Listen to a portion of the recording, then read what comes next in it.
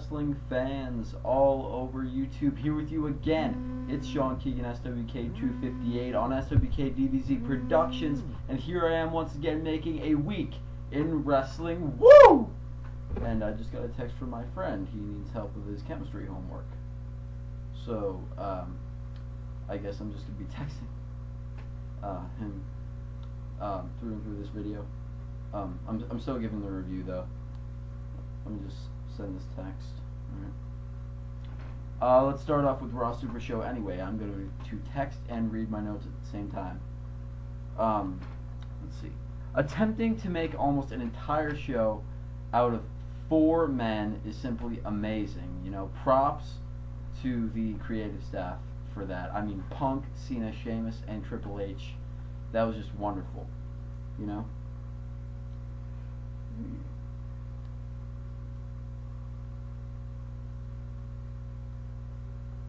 Sorry.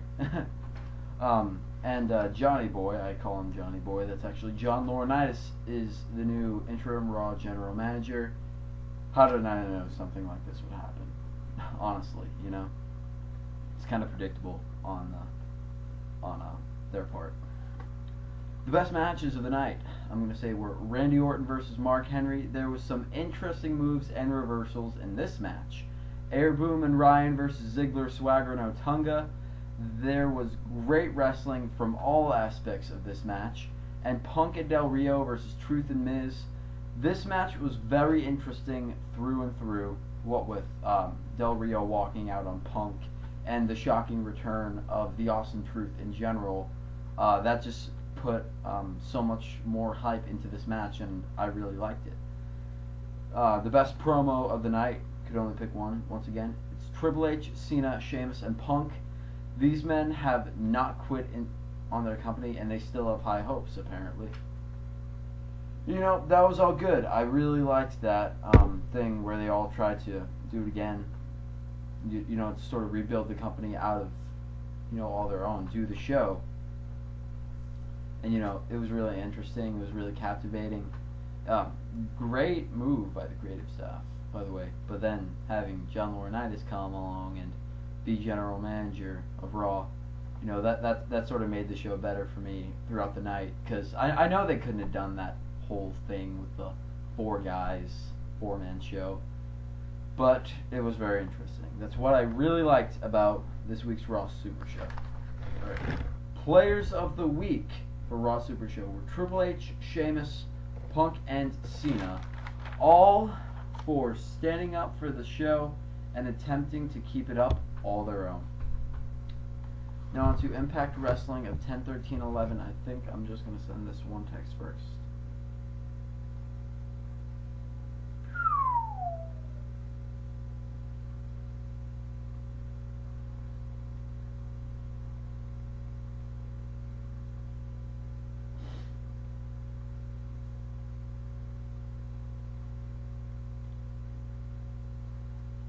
Atomic. This is really boring. I'm sorry. Damn it. Well, you know what? I'm just gonna type and read once again. Impact Wrestling of 10/13/11. Joe versus Crimson versus Morgan in triple threat. That's pretty freaking sweet. I love all 3 of them as competitors. Joe, such viciousness. Matt being, you know, a big man, you know, strong guy, 2-time All-American, wonderful competitor. You know, Joe, just freaking vicious and gnarly competitor in the ring. And then there's Crimson, the undefeated Crimson, who's just electrifying and charismatic, and that should be a wonderful match at Bound for Glory. Inc. having a chick of their own is pretty cool. You know, I don't see a lot of mohawks on girls, but look good on her. I hope we get to hear her name eventually, because I don't know her name. But her coming in, that was pretty cool. And taking out Mexican America. And is Abyss perhaps leaving Immortal after a beatdown of such proportions, after trying to help them? Personally, I think he is.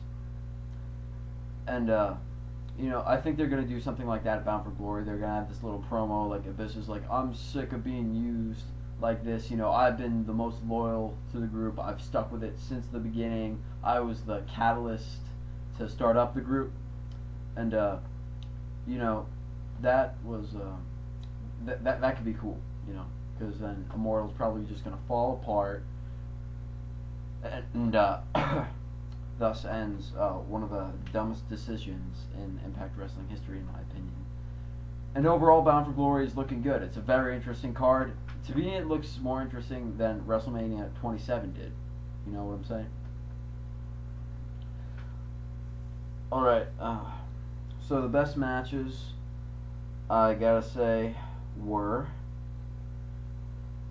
Hold on. AJ Styles and RVD versus Daniels and Jerry Lynn. There was many great high-flying moves here. There were, my bad, pardon my grammar. Cash and Aries versus Sorensen and Kendrick. Unique maneuvers, high intensity, serious entertainment as always. Bobby Roode versus Jeff Jarrett and Gunner. Great brawling and wonderful intensity the whole way through. This is a wonderful handicap match. Best promos of the night were Kurt Angle and Bobby Roode. That was the only one. This really had me anticipating their match for the World Heavyweight title. To be honest, I think Roode can pick up a win. You know how they're putting him over so much. You know they're making him seem invincible, even though Kurt is the best wrestler in the world. You know it's Roode's time. You know, I want to see him win, and I believe that we will see him win. Players of the Week, Bobby Roode once again, for pulling off a wonderful handicap win and building a lot of hype for Bound for Glory. And Bound for Glory just looks great, I think. A few matches I think they should put over a little bit more, but overall it does look great, I gotta say. Props to Impact Wrestling. It's been looking better. They were sort of in a slump for a while, in my opinion, but now they're looking better, in my opinion. Now on to Friday Night SmackDown of 10/14/11. Now both WWE primetime shows are the leaders for longest running weekly episodic television shows. You know, they're right ahead of The Simpsons and a few shows I've never heard of, but it's all cool. It's all cool. That means WWE, they're the trendsetters, you know, for like, you know, WWE, the kind of crowd you get there and how long it's been around, what kind of business it is. It's just so awesome. You know, that just says why WWE is the #1 company in the world. They got the world's strongest man, Mark Henry. He actually is the world's strongest man, if you didn't know that. And Justin Gabriel, he actually performed the world's highest skydive a couple weeks ago. You know, I'm sure that's going to go in some book of records somewhere. And now both WWE primetime shows are the longest running weekly episodic television shows in history. And that's great for SmackDown, that's great for the WWE, that's great for the entire roster, that's great for pro wrestling.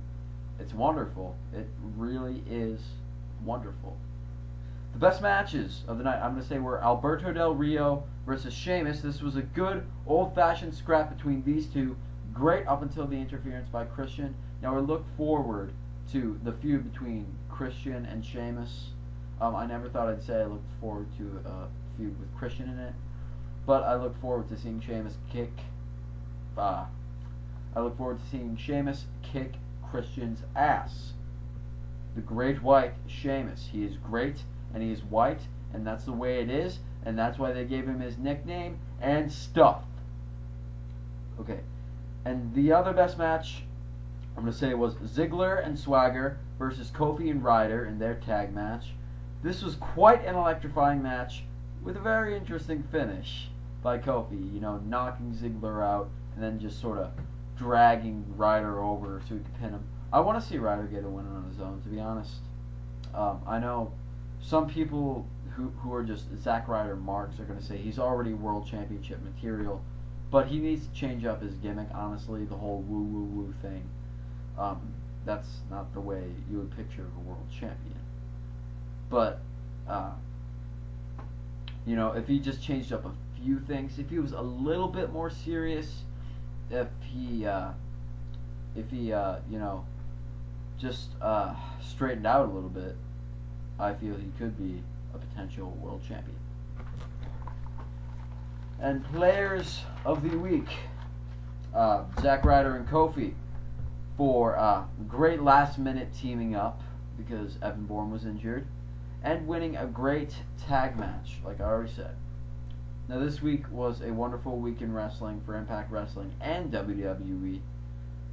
I'm proud to be a wrestling fan overall. Look forward to Bound for Glory, which is tonight. I think it may have already started by now. But, you know, let's see what goes on. I look forward to the results. I don't really watch pay-per-views, but I believe it's going to be all good. So that is all I'm going to leave you with. I'm sorry this week's wasn't as entertaining as last week. It's because Robbie's an entertaining dude, which is why I think he should make more videos on our channel. So please comment, rate, leave a reaction, and subscribe. Peace.